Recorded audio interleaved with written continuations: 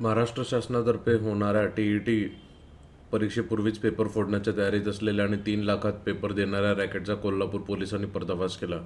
या प्रकरणी सोनगे येथून 4 शिक्षकासह 9 जणांना अटक केली आहे, तर अन्य 9 जणांना चौकशीसाठी ताब्यात घेतले आहे.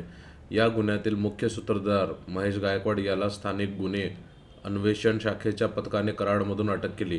अटक केलेल्या आरोपींना 2 दिवसाची कोठडी मिळाली आहे. रविवारी राज्यभरात विविध केंद्रावर 4,46,000 उमेदवारांनी परीक्षा दिली.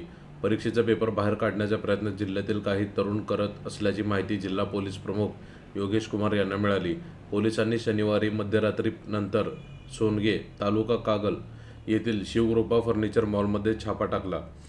त्यावेळी दत्तात्रय चव्हाण, गुरुनाथ चौगुले, अक्षय कुंभार, किरण बरकाळे व नागेश शेंडगे हे त्या ठिकाणी टीईटी परीक्षेस बसणाऱ्या विद्यार्थ्याकडून मूळ कागदपत्रे घेऊन टीईटी पेपरची झेरॉक्स देण्याच्या तयारीत असल्याचे आढळले.